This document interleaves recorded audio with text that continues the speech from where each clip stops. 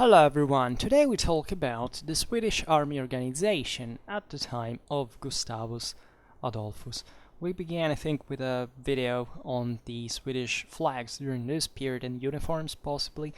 Now we pass to describe properly the organization. We will not dwell much into tactics, if not for some regularizations that we will observe regarding the modifications to the equipment, for which Gustavus Adolphus in great part is famous for. He, this naturally goes in parallel, in fact, all with a specific tactical reform, we could easily say, even though that's not, I'd say, extremely easy to describe, because there is a lot.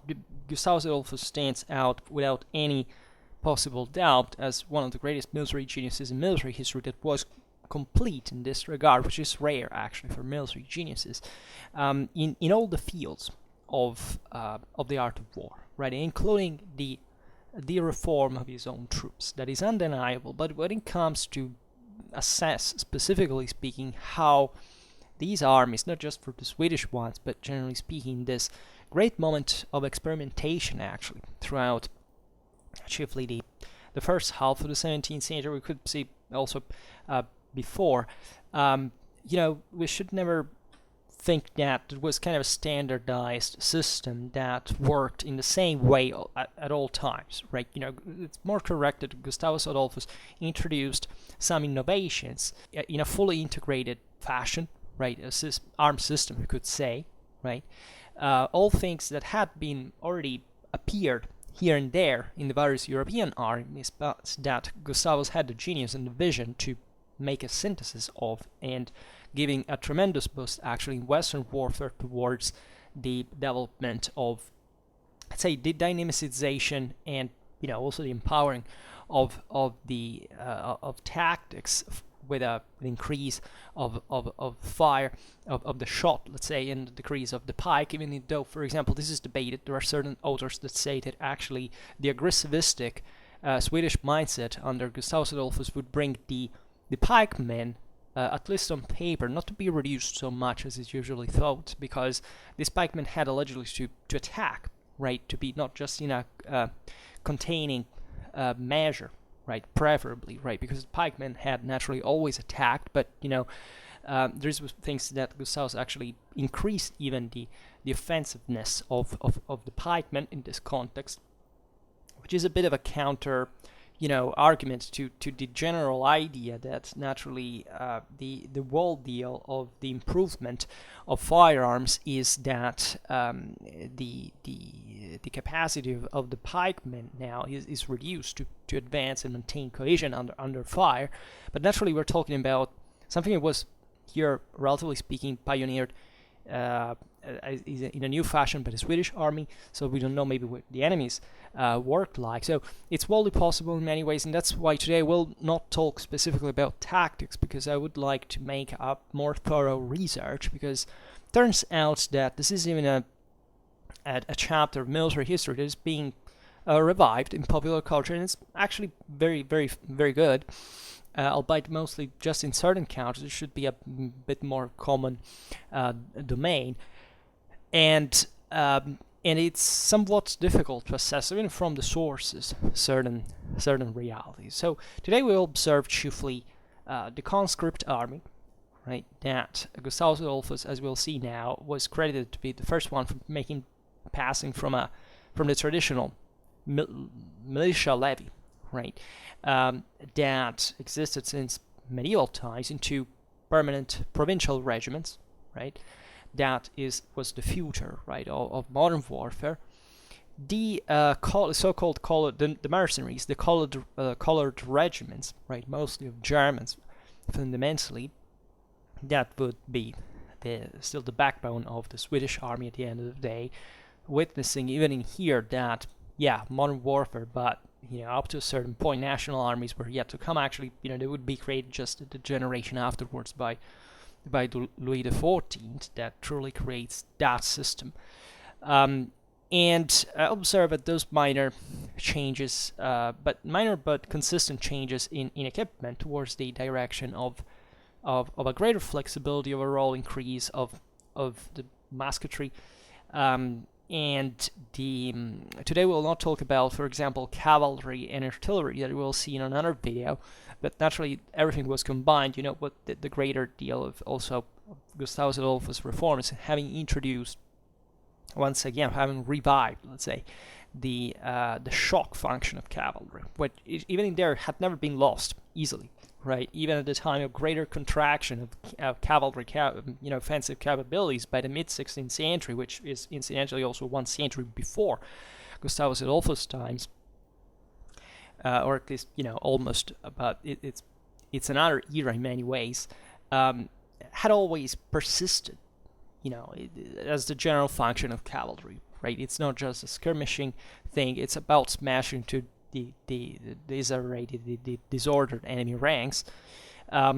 Also, because of an experience, it was one of direct military, direct warfare against the Russians, the Poles, the Danes, right? The Danish, especially from Poland, learning the hard way still the effectiveness of what appeared to be an anachronism, however, of success, like the Polish winged hussars, and the idea that cavalry had to regain a place with the decrease of pikemen in this regard on European battlefields, and also especially considering that before Gustavus Adolphus reforms, Sweden was a fairly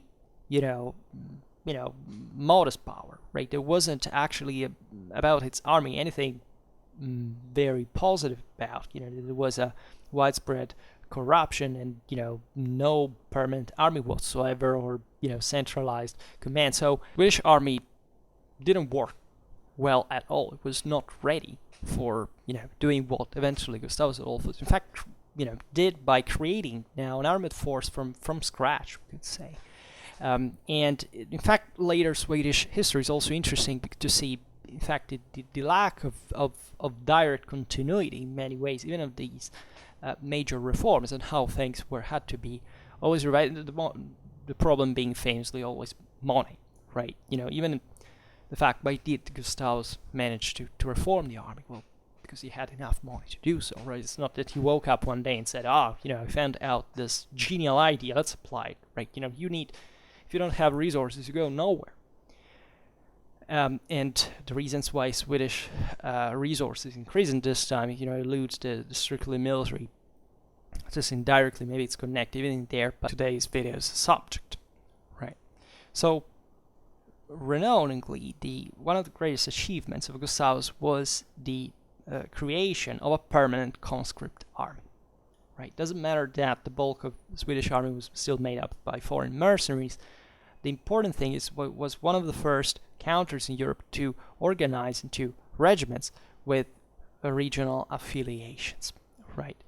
And even in here, actually, there were interesting prodromes, like, his uncle Eric XIV, by the 60s of the 16th century, for a brief time had created this national so-called great regiments, but they were just an extension of the medieval militia system, and it was already anachronistic by his own times.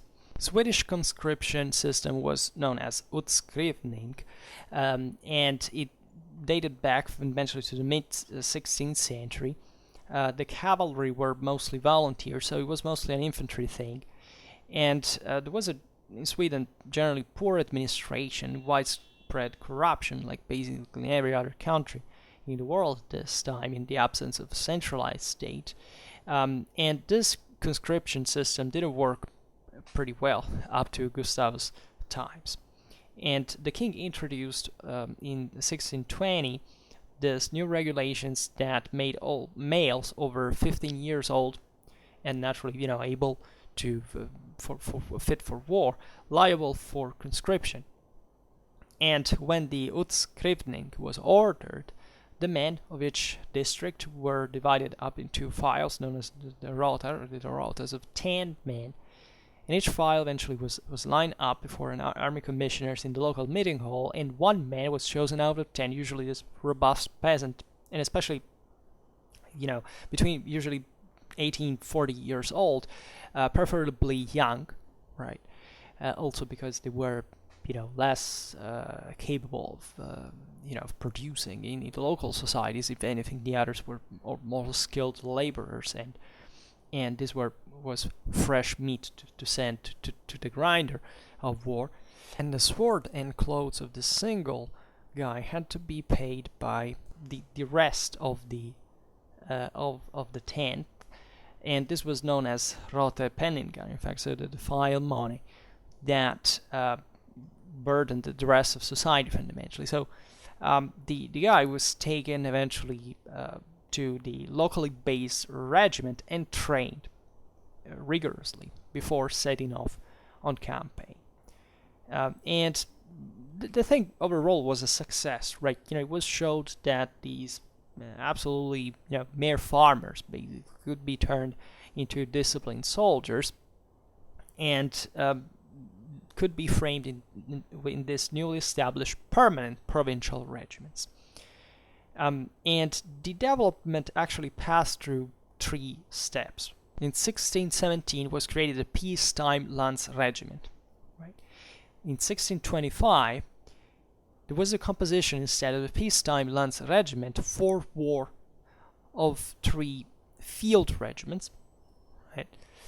And finally, in 1630, the creation of the provincial regiment proper. So the first step was taken actually by the Chancellor Axel Oxenstierna, rather than Gustavus himself, who divided the Kingdom of Sweden into 8 military districts, these major provinces. As a consequence, the Lance regiment began to consist of 3 field regiments, the Feld regiment, and either 1 or 2 of which were sent abroad to war, while the other would remain home to defend the relative province from possible invasions, etc.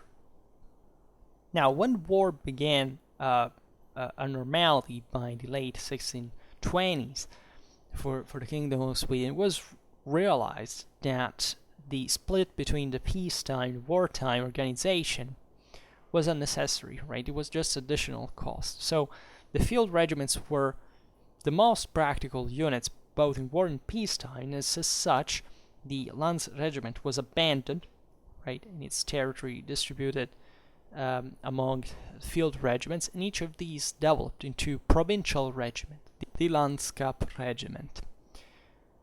So Gustavus' reforms were finally concretized by 1634, when a governmental constitution, a charter of the army in practice, was issued. And this document included a list of provincial regiments in order of precedence.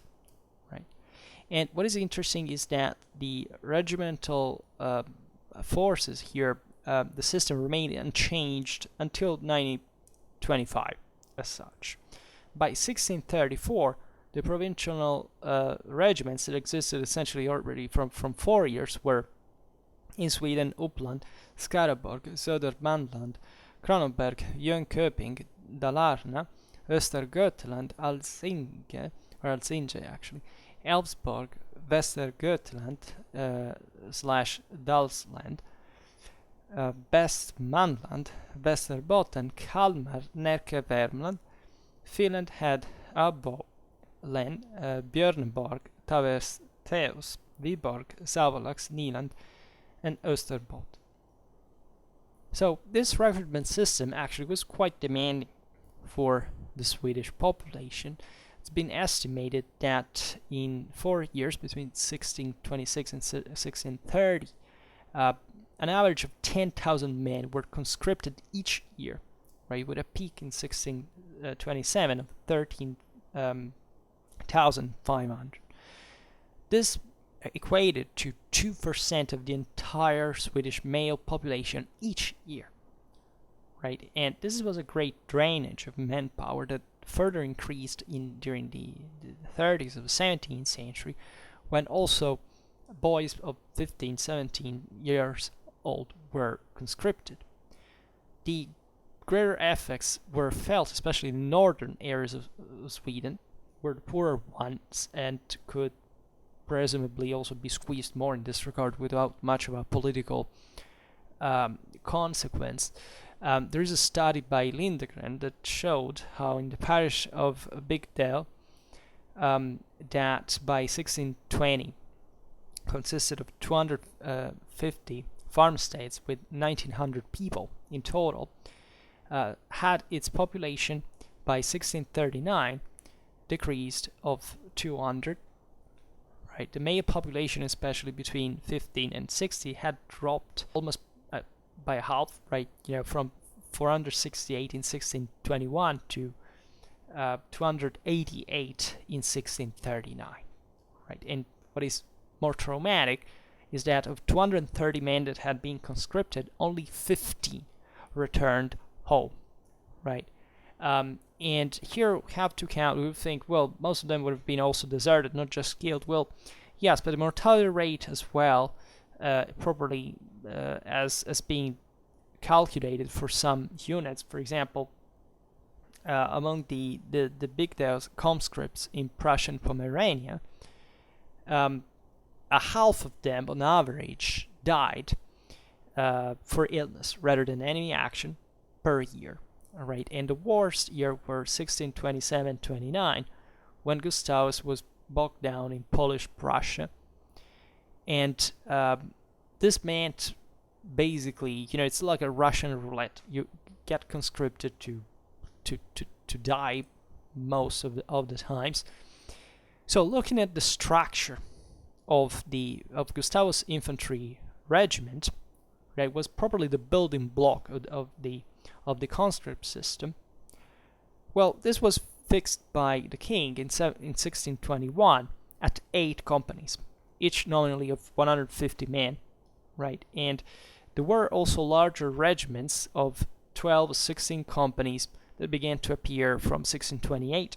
Naturally, these were regularly always under strength, and also, as we will see now, not all of these people were actually fighting force, because there was a rather large regimental staff in the Swedish armies, and in fact, there were usually 16 men for this task, which was very high for the European standards. This, in part, naturally confirmed the Swedes' advantages, for example, in initiative, in flexibility. Means that the single units were more autonomous in many ways, and this also allowed the troops to function better, even when they were detached. The regiments were played, for example, for garrison duties. There were servants that accompanied the officers, and there was like 2 that were allowed to the captain, and 1 each year for the lieutenant and ensign. Then there was this, blank, let's say, ghosts in ways that were inexistent men that were still, however, paid salary for, because this could, work for compensating the captain for replacing the deserters, and also the men who had died of illness, right?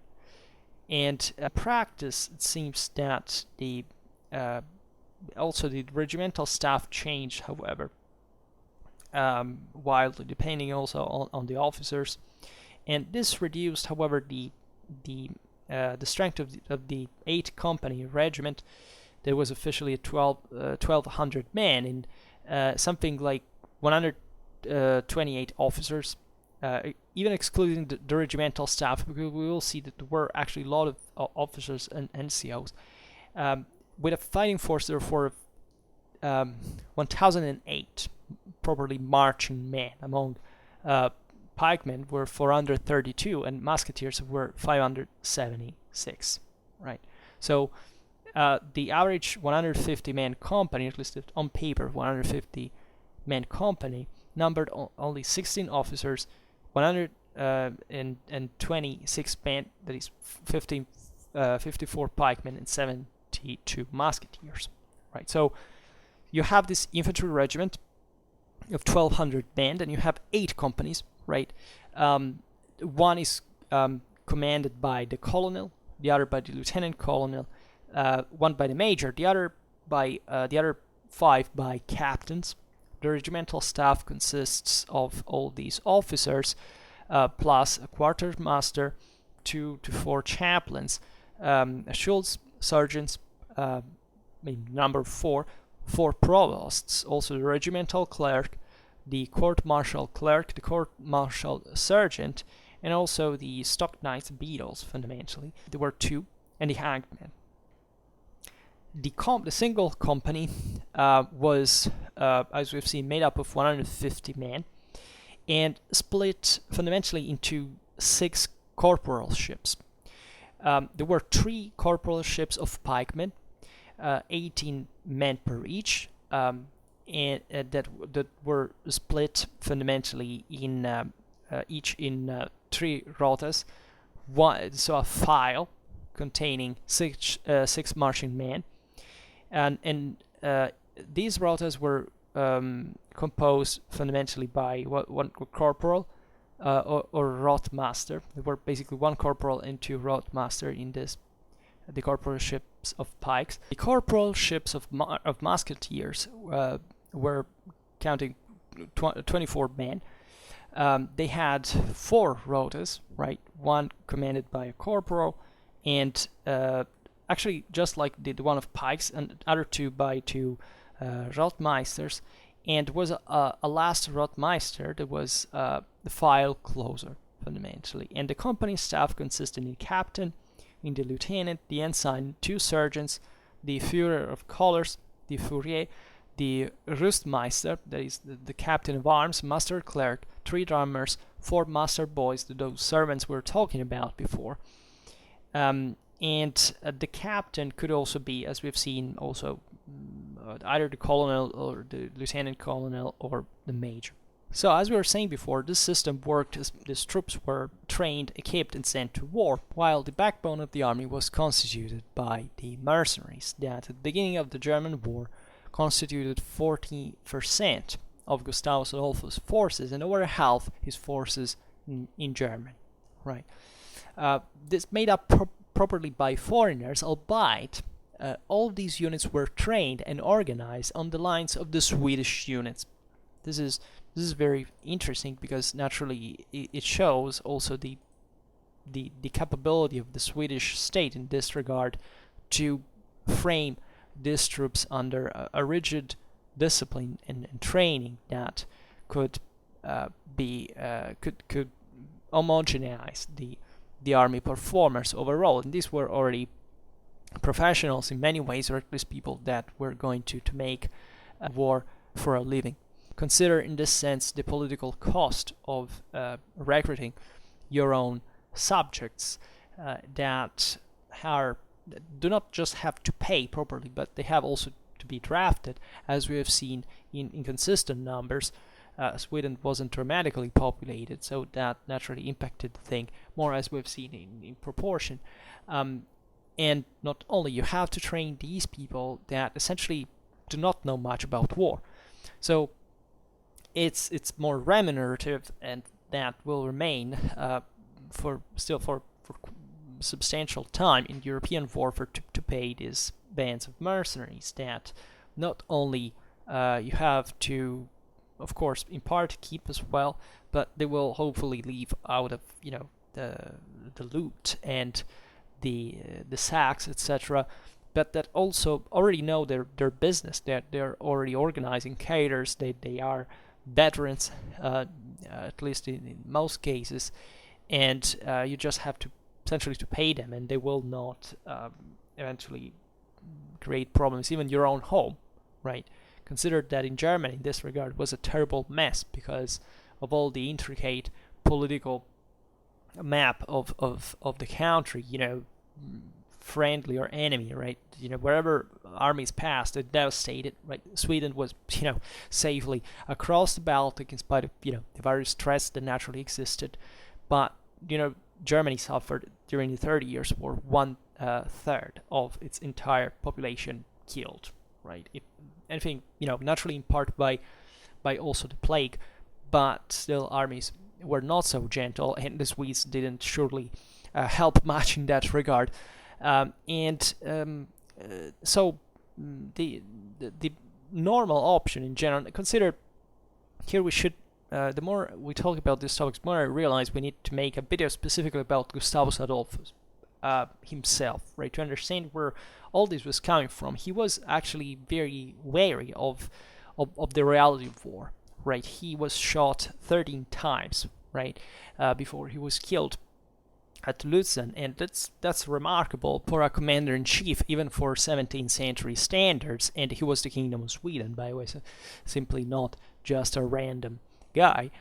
And he therefore was very well acquainted with the reality of the time, and his improvements naturally must be contextualized still into a system that functioned largely with private systems, so such as the mercenary one, private units like the mercenary one. So the Swedes called these troops the Verbade, which meant the enlisted, that were distinguished by the conscripts, linguistically speaking.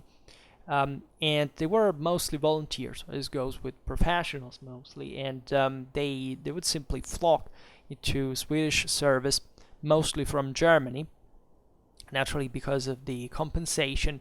You know how this system worked, right? There was a personal patent was issued by the king, was given by the king to a colonel that was allowed, with part of royal and part of private means, to rise this regiment, that became therefore virtually the colonel's own private property.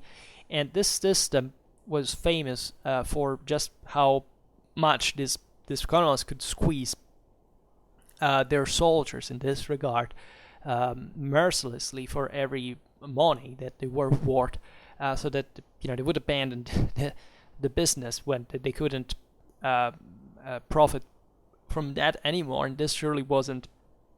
These were the faults of the pre-centralized armies in many ways, because you understand that this wasn't just a way to have high quality soldiery, but the over at least the ones that would be fully equipped and supplied by centralized state. But naturally the average at the time worked like that. Even this newly raised national units, as we've seen, couldn't compare with the mercenaries in the first place. Experience naturally makes the greater difference in relative terms for these matters. So it was just about finding officers who had access to large sums of money. And one of the examples we could make of these people is, for example, Christoph von Hubelt, or Hubelt. He was born in 1602. He was son of a Saxon cloth maker. He joined up as a common musketeer in 1618, served the Holy Roman Emperor, then Saxony, then Mansfeld and Brunswick, and eventually went to Sweden by 1624. And he rose steadily within, we will see now, the Blue Regiment was one of these colored regiments that do not have to be confused with colored brigades, which were temporary groupings or regiments for campaign and battlefield use. And he became lieutenant in 1625, captain 27, major 29, lieutenant colonel in 1630. And he was even made a Swedish nobleman by May 1630, right? He captured a fortress in the winter 1631-32 by his own initiative, for which he was commissioned now as colonel of a new infantry and a new horse regiment, right? And that would be disbanded eventually just after the Battle of Nördlingen in 1635. So where he passed over to Saxony as a major general, and then between the 30s and the 50s of 17th century, he went to Poland, becoming the Oberkommandant of the Danzig's garrison. Right, he fought against the Khmelnytskys Cossack rebels at Berestechko in 1651. He finally died on a large estate by 1663. Think about these people's lives, just existentially speaking, what it could mean. Hubelt's career was not the more, very, very typical. But it was more common to happen in the Swedish army than in any other, because Gustavus Adolphus had inaugurated a more meritocratic system that will be proper, in fact, in spite of social differences, even in the French army of Louis XIV, right, wherever, the importance of actual capability and not just mere convenience, in fact, in a more impersonal, centralized system would work like. And Gustavus was not very open, however, to give command of regiments to random adventurers, right? Unless they had an impeccable reputation in the service of Protestant armies. And so this shows naturally also how the broader system during the 30 Years' War and the whereabouts worked internationally speaking, because naturally these commanders were renowned. It's not that there were a lot of people at the time. Regiments became a sort of the point of reference in this regard of modern warfare. Also, Gustavus preferred to train officers on his own, and eventually to maybe give command to these other figures, but still having his own men within the system. In Hubelt's case, he was allowed to train his officer in his own regiments, and as we've seen before, the same mercenary regiments in under Gustavus Adolphus were trained the Swedish way, right? So there was this control properly on the human materiel, right? Even just as individuals, as figures, as whatever contacts and experience they had. So speaking of the colored regiments, these were naturally taking the name after the color, some maybe other mark of recognition, and it was mostly a Protestant fashion. By 1620-21, Count Mansfeld had raised red, blue, yellow, and green mercenary regiments for the German Protestants. Right, the Danes, also fierce rivals of the Swedes, by 1625-26 had levied troops with a similar criterion. So Sweden's first colored regiments acquired their color names between 1625 and 1627, and they very meaningfully had the same names as Mansfield's original regiments. And the reason being that part of the troops of the colored regiments had served both Mansfield and Denmark before the Swedes. So there is this list. The senior mercenary regiment was sometimes called even the court regiment of regiment or guards regiment. It had several short-lived predecessors since 1613. Here, as you understand it, they were created and disbanded, and in 1624 was formed, made mostly of Germans. At this point, it was probably called the Yellow Regiment 2 years after, until it passed into the French Bay by 1635. There was the Blue Regiment, that one the longest living mercenary regiments in Swedish employ, and it became officially known from 1634 at the latest as the Old Blue. It was led by Winkel's Germans and was chiefly made up of Germans as well. And it was the Red Regiment, right? It's somewhat one of the least known, if not the least known. He was stationed in Prussia until 1631, didn't take part in any German engagement. It was known as Augendorf's regiment, Red Regiment, also Erich Hans Ostgotha Regiment, Karl Hards Vastgotha Regiment. It was the Green Regiment. It's kind of famous because it was, first of all, the junior of the four. It acquired this mythology of its own because it was led by a Scot, John Hepburn, and this regiment is even thought to be the ancestor of the senior British regiment of the line, the Royal Scots, since the latter descended from a Scots regiment that was raised by Hepburn himself for France in 1633. Some people believe that the regiment took the name from the green of the Scots tartan worn in the ranks, but actually, if one looks at the the composition of this unit, there were no Scots at all, if not among the officers. Most of the troops, as the master rolls show, were which survive in this Stockholm Krigsarkivet, show mostly Germans, right? Mostly Prussians, as recruited, by the way, still through the feudal obligations owed to the Duke of Brandenburg to Poland. And in fact, this unit would also join Poland in July 1627, when it was intercepted by the Swedes, that managed basically to make them come back into their ranks.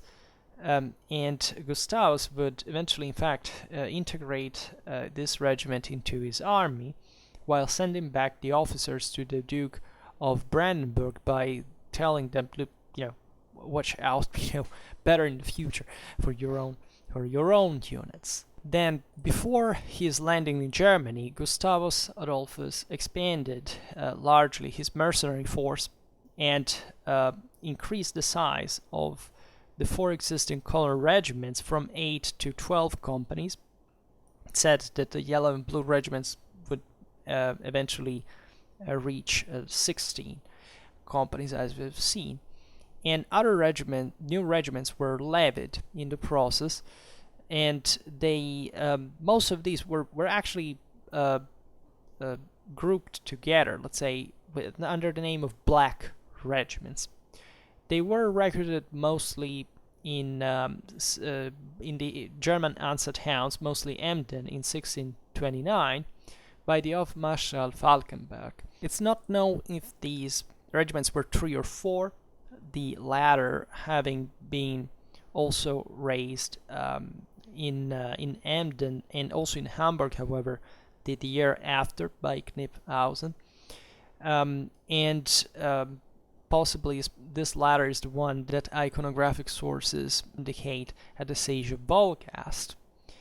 There was also a relation, in fact, between Falkenberg and Kniphausen, as the latter had been the former's lieutenant general the year before, so there was possibly this continuity. And also there were an orange and brown regiment that were recruited in Prussia in 1630, mostly from previously discharged Polish Brandenburg and Danzig mercenaries. The White Regiment, finally, that was made up of the garrison of Stettin after it had surrendered the Swedish army as soon as Gustavus had landed in Germany.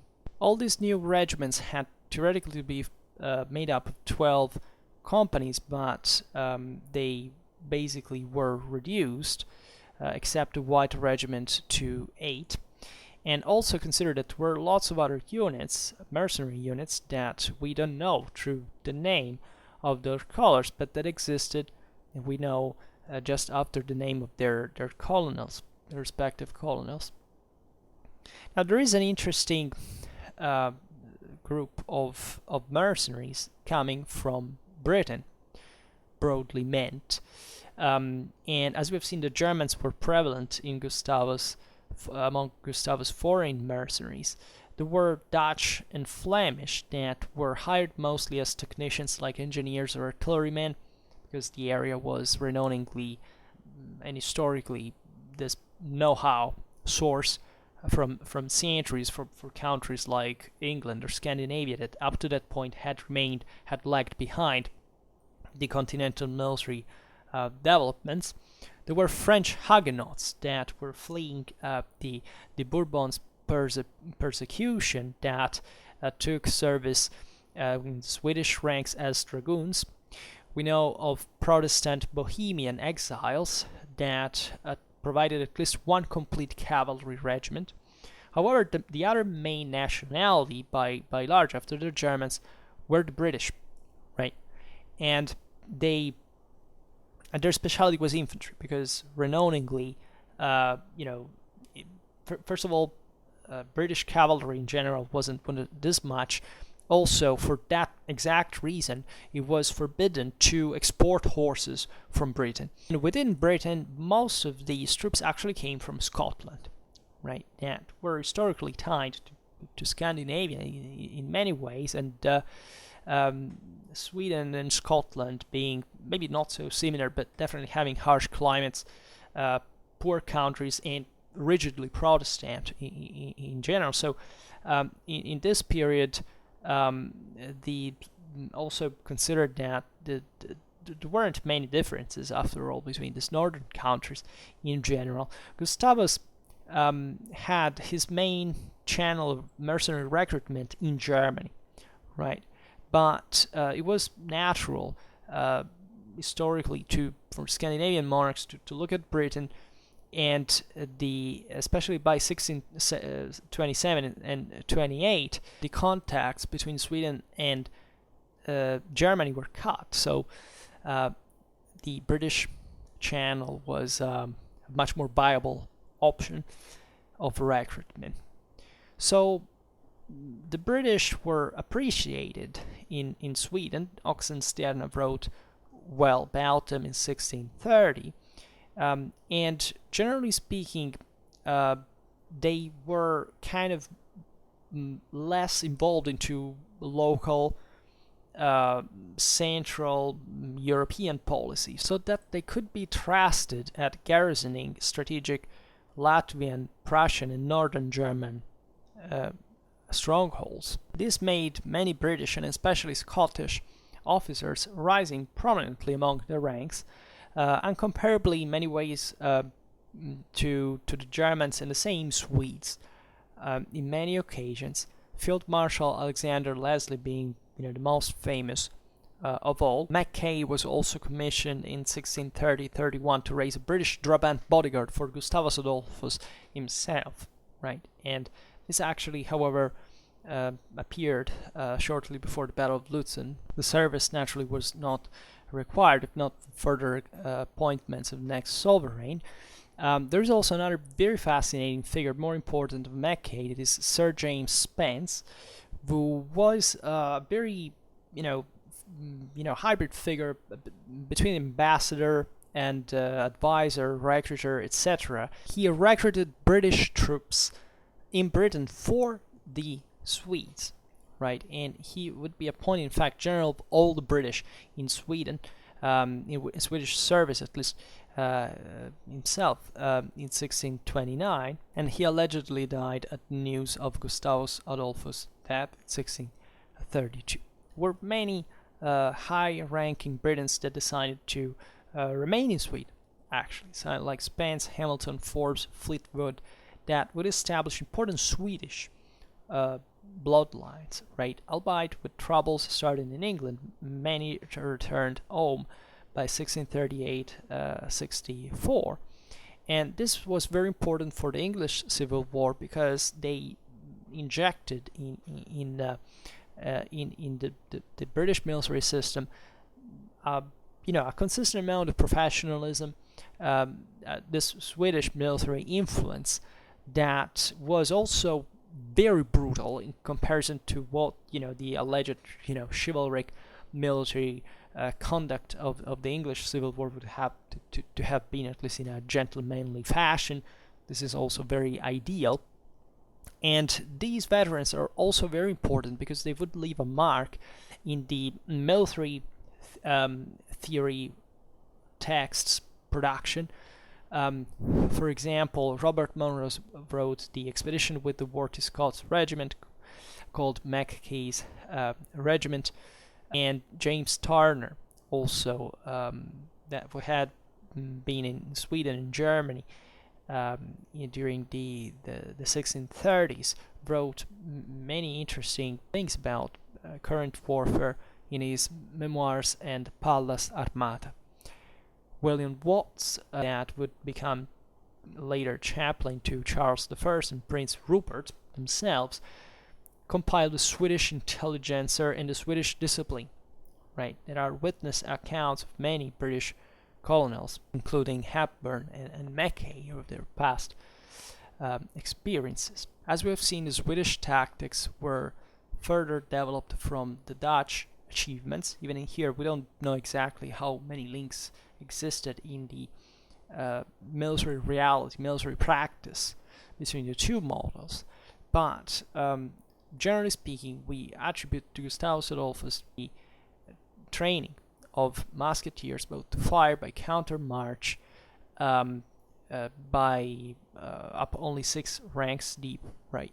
And to 2 ranks at a time in double the files, extending into the 3 deep formation to deliver concerted volleys, right? Every man firing at once, with the front rank kneeling, the second crouching, and the third standing upright. This was a way to maximize, naturally, to increase the power of the firepower proper at a single moment. As you know, is more devastating than shooting the same amount of bullets, but even in the same amount of time, but diluted into it.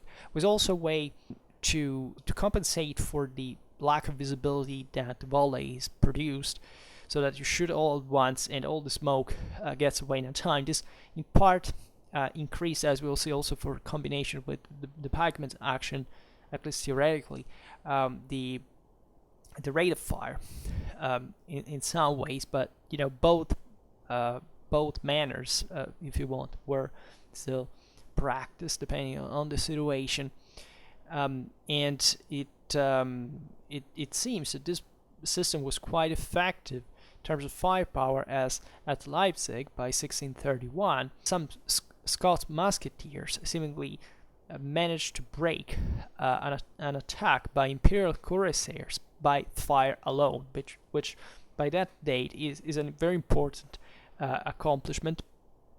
As you know, cavalry wasn't generally still already stoppable in that fashion. Pikes were needed still, given the average ratio existed. So that gives that's an anecdote. It's not indicative of the more normal reality, but still one of a result of such attempt, these experimentations after all.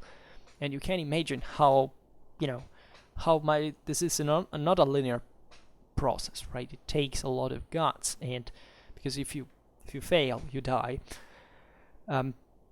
Gustavus Adolphus and the Swedish Army also had this 12 light regimental guns attached to each brigade, right? That was this combination of multiple squadrons, usually 3 or 4, that in turn were posed by 4 companies each, and these were not permanent bodies, right? Nor the squadron nor the brigade, just the regiment did, but their combination could give rise to such tactical experiments for which, in fact, also the Swedish Army is kind of considered famous for, especially the Swedish Brigade. And however, the regimental guns naturally added, a much closer support of artillery and the other arms than ever previously attempted in many ways.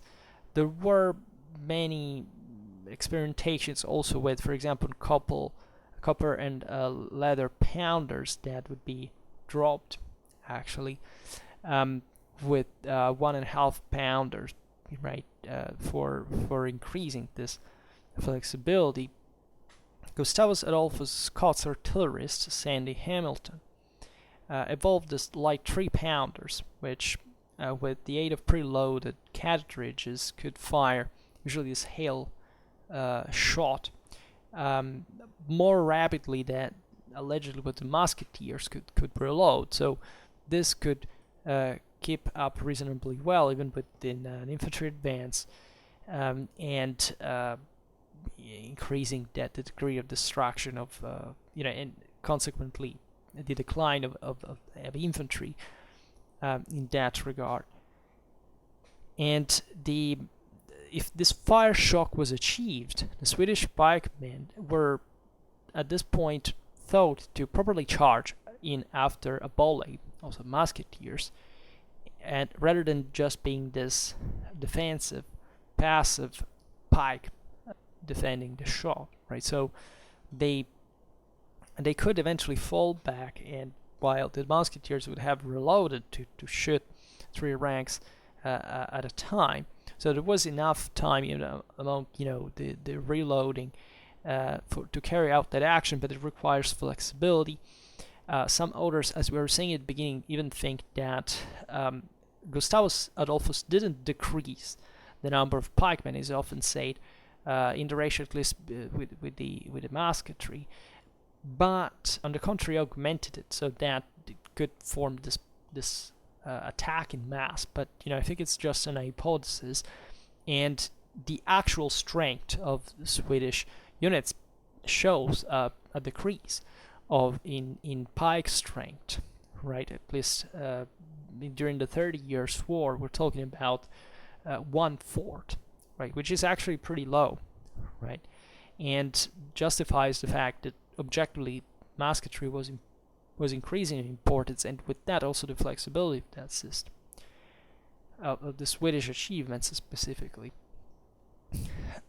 Also, infantry equipment was somewhat improved. For example, even in here, there is much being attributed to Gustavus Adolphus without much way of confirming that. Actually, if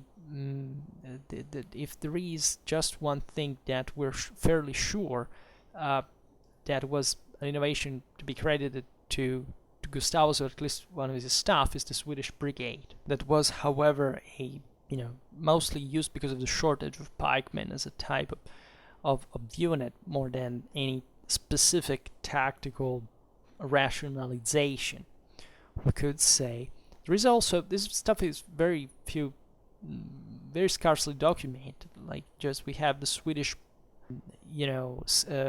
brigade sketch from Lord Reyes, the Swedish discipline of 1632 is very famous. I think we also commented it when we were talking about that video, the introduction on Civil War infantry, that most of the time, especially the parliamentarians, seem to have adopted extensively the Swedish models, as we've seen also thanks to these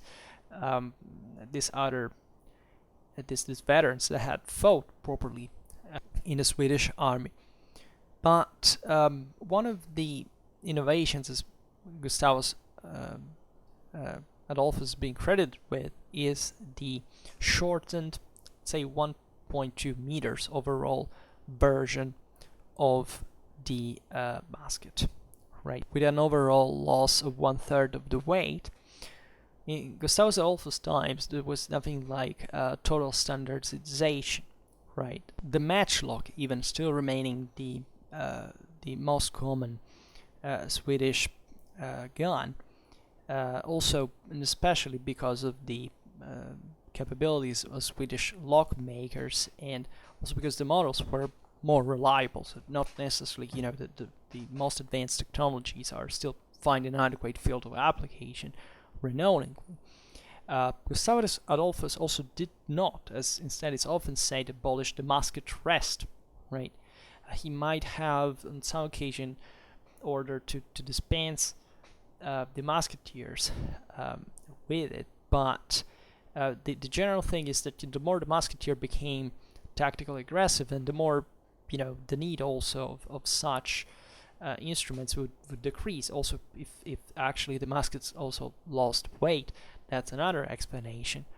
But it actually that doesn't seem to be there a great evidence of this all, right? The mistake seems to arise for the 11-foot partisans that were used by the King's Life Guard on foot, right? That were, as you know, there were other, think about the Streltsy, that this combination that was pretty famous in Central and Eastern Europe at some levels, so that people think there was a substitution, but it was specifically that unit, or also the household regiment. It's using such partisans in place of pikes. And pikes also in Swedish regulations were called originally to be over 18 feet long, right? And a 1619 order reduced them to 17 feet and 6 inches. But it was renownedly common practice during the time for soldiers to reduce the length of pikes themselves, because naturally they were more exhausting to use. They were also more difficult to use. Pike requires an enormous load of training just to keep it steady and maintain formation effective with that. And soldiers tended to shorten it. But generally speaking, as we've seen, the same pike was losing importance. So that's also another general reason. What's more important overall? How long were the pikes, or how many Benelli pikemen were, right? That's a proportion you have to count. Musketeers were equipped with an open helmet, carried the usual sword, let's say a bandolier with 12 cartouches, while the pikemen had helmet, gorget, corselet, and originally thigh pieces or short tassels, though the latter may have been omitted. The officers usually carried partisans, and they had more expensive equipment in general, gilded gorgets, for example. Under officers of pike carrying pikes, like the others, musketeers carrying partisans. So we could go on talking about, for example, more about the Swedish squadron and brigade, right? The Swedish squadron appeared between 1617 and 1661, was seemingly modeled on the Dutch battalion or half regiment, but even in here the groupings were very, they were already used by Prince Mauritius of Nassau, for example, the siege of Rheims in 1614. And the original thing was having this pike block of 36 rods, then spaced 50 paces, or this other block of 32 rods of musketeers, plus 2 reserves of for a total of musketeers for a total of 16 rods.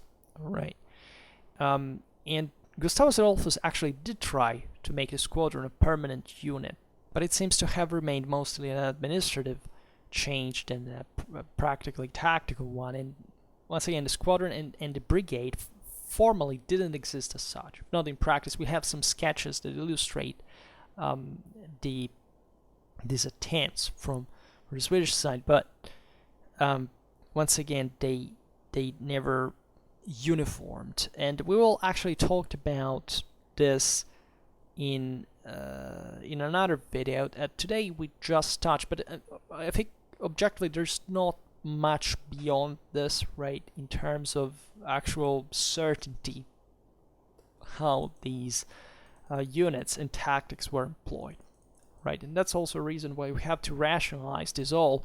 First of all, talking about Swedish cavalry and artillery, but also more properly realizing what was the broader military reform of Gustavus Adolphus about, right? And what were his innovations important for, mainly in a directional sense, but also, especially as we've seen, as a broader synthesis of a process was taking place already autonomously on the European battlefields, and needed a complex interpretation and rationalization for much how it was possible. But we know that armies evolve by themselves, right? Reformers are able to give them properly a concrete order in a practical sense, but still there are certain changes that are autonomous, and most of them really are in this regard. But anyhow, I don't know how confusing this this video was, but it was just talking about these aspects in a broader sense. I think once again about the Swedish Brigade. If you look at the English Civil War Infantry video, you will find an explanation in there, and we have seen, however, how there is mostly this kind of spearhead formation with musketry on musketeers on the wings, and the pikes in advanced positions, plus reserves and so on. There are several sketches. We have seen something there. It's interesting, but once again, the positive approach to it is often not so credible. But anyhow, for today we stop it here. And for now, I just hope that you enjoyed this video. If you did, please share it. Otherwise, leave a like or subscribe to my channel if you're interested in my upcoming contents. And for now, I thank you heartily for listening to me. I wish you a nice time and see you next time. Bye.